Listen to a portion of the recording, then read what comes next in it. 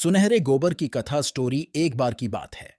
किसी शहर में एक बेडेडे से पेड़ाज पर एक पक्षी रहता था जिसका नाम था सिंधुक। सबसे चौंकाने वाली बात यह थी कि उस पक्षी का मल सोने में बदल जाता था।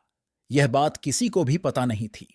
एक बार उस पेड्डाह के नीचे से एक शिकारी गुजर रहा था। शिकारी उस पेडाज के नीचे आराम करने के लिए ठहरा। वो आराम कर ही रहा था कि इतने में सिंधुक पक्षी ने उसके सामने मल त्याग कर दिया। जैसे ही पक्षी का मल जमीन पर पड़ेढ़ा, वो सोने में बदल गया। यह देखते ही शिकारी बहुत खुश हुआ और उसने उस पक्षी को पकड़ डाहने के लिए जाल बिछाया। सिंधुक जाल में फंस गया और शिकारी उसे अपने घर ले आया।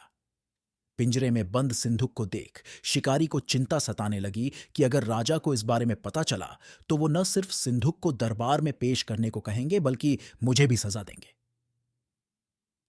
यह सोचकर डर के मारे शिकारी ने खुद ही सिंधुक को राज दरबार में पेश कर राजा को सारी बात बताई। राजा ने आदेश दिया कि सिंधुक को सावधानी से रखा जाए और उसे अच्छे से खाना खिलाया जाए। यह सब सुनने के बाद मंत्री ने राजा को कहा, आप इस बेवकूफ शिकारी की बात पर भरोसा मत कीजिए। कभी ऐसा होता है क्या कि कोई पक्षी सोने का मल त्याग करे? इसलिए अच्छा होगा कि इसे आजाद करने का आदेश दें। मंत्री की बात सुनकर राजा ने चिड़िया को आजाद करने का आदेश दिया। सिंधुक उड़ते उड़ते राजा के दरवाजे पर सोने का मल त्याग करके गया।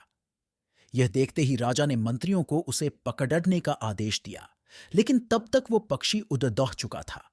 उड़ते उड़ते सिंधुक कह गया, मैं बेवकूफ था जो शिकारी के सामने मल त्याग किया।